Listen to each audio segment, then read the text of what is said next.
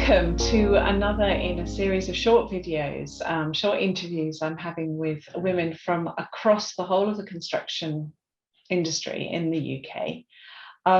Really fascinating conversations, and today I know will be the same. It's with Denitza Moreau. Denitza is the Design Management Academy lead at Skanska and also the chair of a brand new association for design management in the UK. Thanks for joining me, Denitza. It's really good to speak to you. And I wonder if you could start off by telling us all a bit more about this new association. Liz, thank you for the opportunity of being part of this fantastic series. Very, very inspirational. So it's a great opportunity. Thank you. Well, the association is really exciting, new initiative that I'm working on with colleagues from across the industry, from other main contractors, clients, architects, multidiscipline firms as well. Mm-hmm. And what it is that design management is actually a role that's become more and more important in the development of projects, and especially also the implementation on site. Yeah. And a lot of people come to this role and this function from different backgrounds, so that it isn't kind of quite a clear route into it or a clear definition for it. Over the last 4 or 5 years, we've noticed that the role is popping up in different offers. So from project management side, client side, construction, inside multidiscipline organizations. And so what we're trying to do is we're working with the support of BSI to try and kind of create a definition, a clearer definition for it, and also an accreditation system around it. So anyone who wants to offer the role has then a clear code of practice, a sort of understanding of what it is, what to expect, what it's supposed to do, and they can also then prove that they are design management ready, and or that they've done it really well on a project. Yeah. So since we launched in June of last year, we've had 254 members already, a lot of interest, a lot of support. This year we're going to have a conference on June the 24th, so we're going to start to showcase good practice on this. Yeah. And we're involved in a number of initiatives in terms of writing a code of practice, helping with a little bit of the update of the design management standards, and really trying to bring to the forefront clarity and some good work in this area. It sounds fantastic, really, really good initiative. But I'm curious to know, how did you get into design management? So I started life in the industry as an architect in 1994. Quite a while back. And I've always, as an architect, you sort of go into the profession wanting to create better spaces, better cities, really influence the way we live and how we shape our environment. And a big part of that, when I started design, the kind of theory was that you would be quite all-encompassing. You would understand how to buy the building, how to put it together, how to implement, and how to put it on site. Yeah. As we've gone through, the evolution of the role has become more and more concept than some technical information, but also the systems are so complex these days that you do need that subcontractor input. Yeah. So probably 18 years into my development as an architect, I was an associate at Woods Bagot. Mm-hmm. And I was working on really interesting mixed projects where there was existing stuff, new stuff. You had to kind of put the teams together, client interface. And the thing is, many times the complexity of those projects isn't quite recognized. And in architecture, there's still a lot to be done to really kind of not protect the title necessarily, but keep the real functions of the architect and also the right recognition. And I've seen recently there have been some really great initiatives by some of the younger generations in architecture standing up to say, no, we need fair pay. We can't be working all of these hours. So looking for options, I think after 18, 19 years, you sort of want to do something a little bit different. Yeah. Time management was an option for me at the time, and I took it. And it meant that I could have a different angle, but still use all of the years of experience of running projects, coordinating, all of those kind of things that I had before. Yeah. And it's been fantastic. I've really, really enjoyed working design management contractor side. And it's gone from strength to strength. I've been on big projects, small projects, but also become really interested in how design management itself is done. And what's best practice principles? How do we really support people in that role who are in turn supporting projects and making them more efficient and more collaborative? Yeah. So I've had a great opportunity at Skanska to develop that thinking across the various business units that we have. And the academy is great. We're having full project teams, the project director, the commercial lead, the design manager, planner, and some of the other key roles, attending some sessions that I'm running where we're looking at alignment and common thinking around the role and how that is a function that is actually delivered by the whole team. So it's really exciting times at the moment on that front as well. We've had International Women's Day and loads and loads, actually, loads of publicity about women's rights recently. And the theme of this year's International Women's Day was Choose to Challenge. My question to you, Denitza, was what did you choose to challenge, or have you chosen to challenge? Well, yes, it's a really good question, Liz. And I chose to challenge challenging. Oh, okay. So I did a presentation in Skanska for the topic on Women's Day, and we were talking. Someone came up with a really, really good question in terms of what lessons could we learn, or what could we draw from the whole COVID experience recently and women working from home. Yeah.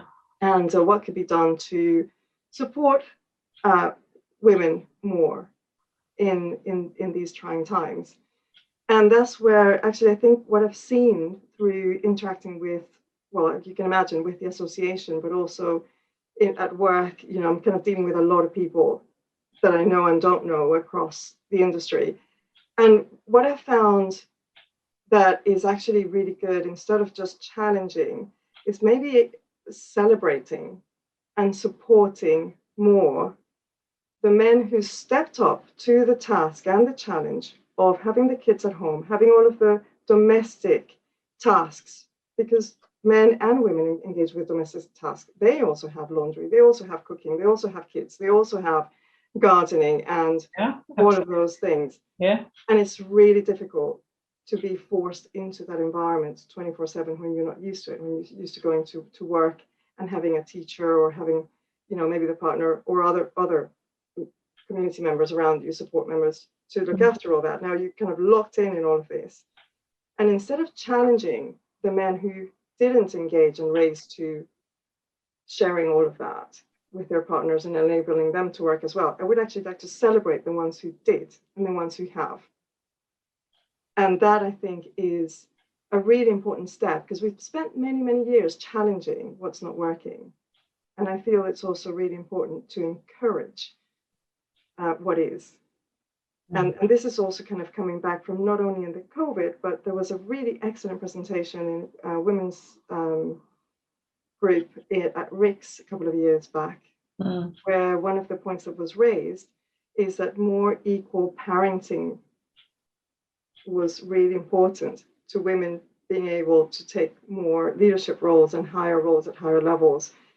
And in that sense, companies that are now encouraging and enabling fathers to take longer paternity leave, paid support, I think that is a kind of encouragement and the celebration of that work that would be really helpful. You'll remember from last year, so much talk, wasn't there, about how COVID or Brexit or any of these things would, change the construction industry. And I'm just wondering, do you have any views on what you would choose to change about the industry? Maybe something that we hang on to from last year, or something new? I don't know. What do you think? Well, Liz, that's a really, really good question, and quite multidimensional as well. Wow, there's so many things. So I think there's some really good things to hang on to.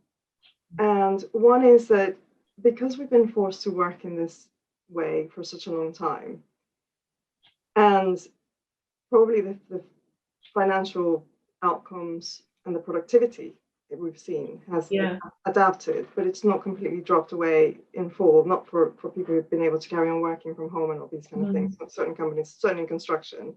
It kind of is an undeniable proof that more flexible working from home, and that you don't have to just turn up and be there at an office and travel an hour or 2 or 3 to the detriment of your own personal life balance, is necessary. So I'm hoping that companies do take this on board and rethink what is quiet work, for example, from home, and then more interactive social work, and that affects the way that we set up offices and why we do things in more focused environments.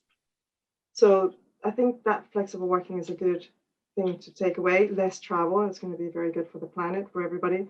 And in fact, the conference for the ADM, interestingly, we will run it in June. We should be able to meet in person, but we've got people joining us from all over the country. So we're now looking to keep that as an online event. Possibly, supported with either local or other ways of meeting. So that's one thing that I think is really good to keep. And one thing that I would definitely change, and I think this is COVID, non-COVID, 3D, digital design or non-design, is to really start to try and work in a more collaborative way. We become so specialized, and each one of the roles and the disciplines seems to be working in such silo manners that then we really kind of go against the one project thinking. I'm only doing my construction check here, and you're only doing the numbers over there, and I'm just doing the design bit here. We're really missing all of that ability to move fast, work better, and work more informed, and all strive towards the same direction. And that's something I can see industry-wide in both the design and construction in various areas. So that is definitely something I would like to see changes. And maybe, even though they're grueling and tiring and exhausting, these team meetings, there's a kind of unspoken rule that everybody says something. So we are listening to people that maybe we wouldn't have listened to before, or they're able to attend without feeling there are too many people in a room, because now it's not that much of a physical presence. So I don't know if there's a clue in that, in terms of listening more and better and breaking silos. I think it's a really interesting point you've raised about collaboration, Denitza. And I think, to my mind, I've heard this being talked about for, 30 years in the construction industry. It's been, it's a regular call to arms, really, isn't it? Let's all collaborate more. Do you have any practical tips or advice on how you make it actually happen? Well, that's a really good question, especially asking a design manager that is right in the middle of all of the different the stakeholders in a project, right? So you've got the clients, you interact with the client, with the statutory bodies, with the people on site, with the designers, with the consultants, the timetables, and collaboration is really at the heart of the role. And certainly you kind of many times described it as the oil or the glue in the middle of the project, of the different cogs. And that also means you get pulled in so many directions. But you're right, collaboration has been talked about forever and a day. And it's generally kind of thought, oh yeah, just like be nice to each other. But we're all different, and we all understand nice in different terms. We don't have one single nice language, like there isn't one single love language. You express it in specific ways, and you may or may not understand it from the other end.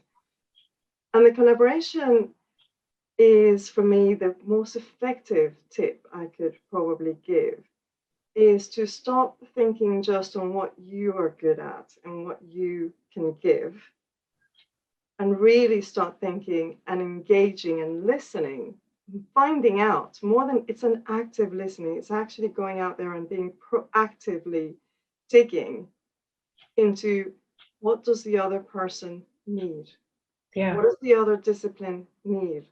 What does the construction manager today need? How can I help them, or how does what I do help your side, and based then on necessarily what I need to get done, but how does what I need to get done work with you or for you as well? So there was a term that some colleagues and I at a workshop came up with, which is kind of co-striving. And this is really kind of trying to understand where everybody else is going to and trying to get to, and then help each other with the awareness of where the other ones are trying to go as well. Help each other to get to that common goal. Yeah. But not just from your perspective, but from everybody else's as well. And that's then collaborations. You're helping others as well as yourself to get to an end or a goal or a coordinated design or other. And that's partly what happens with the whole silo thing. I think, what can I do? What's important for me? And that breaks down collaboration. I love that. I love co-striving. That's a wonderful term. This has been such an inspiring conversation. Thank you, Denitza. Thank you for your time. I really appreciate it. Well, thank you for the opportunity, and well, it'll be interesting to see some of the comments back later on, and hopefully more people will start thinking in collaborative, co-striving things. Sure. And come join the ADM. I'll send you some information on it. Excellent. What's the ADM website? Actually, let's take this opportunity. Oh, it's theadm.org.uk. theadm.org.uk. Perfect. Thank you. Thank you very much. Thank you, Liz. I'll see you soon.